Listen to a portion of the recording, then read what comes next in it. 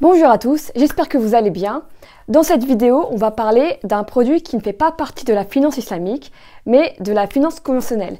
C'est un produit qui est très utilisé par les money market dealers et par les trésoriers, et j'ai eu pas mal de questions sur ce sujet, donc c'est pour cela que j'ai décidé d'en faire une vidéo. On va commencer tout de suite en prenant un exemple toujours assez simple. Donc, on va prendre deux banques très franco-françaises. On a d'une part BNP, et d'autre part, Société Générale. On suppose qu'elles veulent contracter un FX swap entre elles. Donc, on va dire que la maturité, c'est du 1 week. La paire de devises, euro-sterling. Et le nominal, 100 millions d'euros. Donc là, on va dire que BNP va sell and buy 100 millions d'euros sur du 1 week avec Société Générale, ce qui revient à dire que, en spot, BNP va vendre 100 millions d'euros à Société Générale et Société Générale lui donne 100 millions fois le cours spot en sterling. À terme, une semaine plus tard, BNP va rendre 100 millions fois le cours forward cette fois-ci de sterling à Société Générale. Et Société Générale va lui remettre 100 millions d'euros. Donc là, ça revient à dire que BNP a prêté l'euro sur du 1 week et a emprunté le sterling sur du 1 week. Et inversement pour Société Générale. Donc on voit que les fix swaps se comportent un peu comme une sorte de produit de placement. Et c'est dans cette optique-là que les trésoriers l'utilisent. Mais la relation la plus importante ici qu'on va voir, c'est la relation qui lie le forward et le spot. On dit que le forward est égal au cours spot plus les points de swap. Et c'est là que ça casse. C'est là où j'ai pas mal de questions, où j'ai pas mal de personnes qui ont du mal à comprendre et qui me posent pas mal de questions. Et c'est là qu'on va s'attarder pour essayer de déterminer ce que c'est que les points de swap et déterminer cette formule-là pour mieux comprendre. Ok ? Donc, on va essayer de démontrer tout ça. Donc, on va supposer qu'on est dans, comme d'habitude, on va supposer les théories habituelles du marché, c'est-à-dire que nous sommes dans un marché sans opportunité d'arbitrage, et on va utiliser la théorie de Keynes, qui dit qu'en fait, avec deux stratégies équivalentes, on doit avoir le même résultat. Donc, la première stratégie, c'est, imaginons que je prends mon euro, je le place sur une semaine, et après je le revends. Je fais une vente forward. Donc, mon résultat de placement en euros, ça revient à quoi? À 1 plus taux euro fois nombre de jours sur 36 000 fois le cours forward. Mais cette stratégie est équivalente à dire aussi que j'échange mon euro tout de suite contre sterling, c'est-à-dire que je vends mon euro tout de suite contre sterling à un cours spot et que je place ce sterling sur 7 jours. Un taux sterling, TGB, nombre de jours sur 36 000. Voilà. Donc, Keynes nous dit que ça est égal à ça. Donc, on a notre relation qu'on cherchait tant entre le forward et le spot. On peut dire qu'en fait, le forward n'est rien d'autre que le spot fois 1 plus taux 1 plus taux GBP fois nombre de jours sur 36 000. En fait, je mets 36 000 parce que moi, mes taux, j'ai l'habitude de les exprimer en BP. Donc, si je les exprime en BP, donc c'est 360 fois 100, donc 36 000. Et sur 1 plus taux euro fois nombre de jours sur 36 000. Voilà. Donc ça, c'est la formule très importante à retenir et qui permet de comprendre le produit FX swap. Et la relation entre le forward et le swap et les points de swap. Donc, ce qu'on peut dire ici,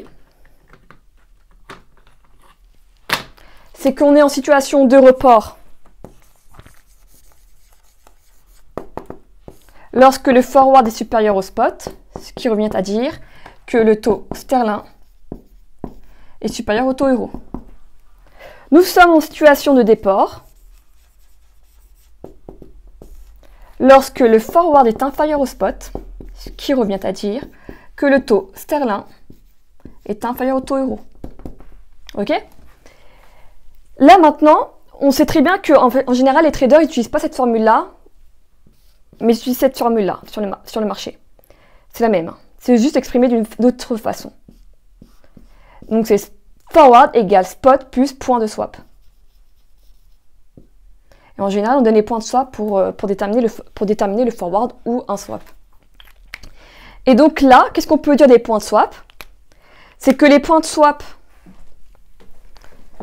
sont négatifs, sont positifs en situation de report et en situation de déport, les points de swap de déport sont négatifs. Donc là, on voit très bien que le fait que les points de swap soient positifs ou négatifs, ça n'a rien à voir avec le bid et le ask. Et le fait que le point de swap soit positif ou négatif, c'est tout simplement, ça exprime le sens du différentiel des taux. C'est tout. Ça n'a rien à voir avec le bid et le ask. Et donc pour le bid et le ask, comment cela s'exprime? Donc c'est tout simple. Donc on a nos deux situations de report et déport. J'efface tout ça. Tac, tac, tac. Et voilà. Donc un market maker sur le FX swap, donc il cote le bid et le ask. Ah, j'écris trop mal là. Le ask. Et le différentiel, c'est le spread. Voilà, c'est sa marge. Et donc en situation de report, peut-être il va avoir 1 sur le bid et 1,5 sur le ask. Donc toujours inférieur, il a un spread, il gagne de l'argent. Pour le déport, il va peut-être avoir moins 1,5 et moins 1 sur le ask. Et là, on voit toujours que le bid est inférieur au ask et donc on a toujours un spread positif. Et le trader gagne de l'argent. Donc voilà, c'est comme ça qu'on utilise le FX swap. Après, moi, en termes de daily business, vu que j'utilise le FX swap comme un produit de placement, pour moi, j'utilise cette formule-là, mais d'une autre façon. En fait, j'exprime le taux implicite sterling, tout simplement. Mon taux implicite sterling, c'est mon inconnu. Et c'est ce que je cherche à challenger. Donc, j'essaye de placer ma devise avec le meilleur taux possible en fonction des produits que j'ai. Donc, soit des repos, soit du dépôt unsecure, etc., ou des ECP, des commercial paper ou des FX swap.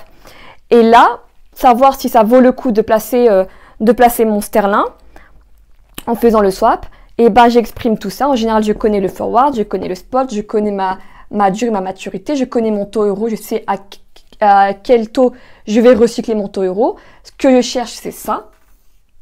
Et donc, je peux dire que le taux sterling, c'est égal à F sur S fois, je passe tout de l'autre côté, donc 1 plus taux euro fois nombre de jours sur 36 000, voilà, moins 1 et le tout sur 36 000 sur nombre de jours. Voilà.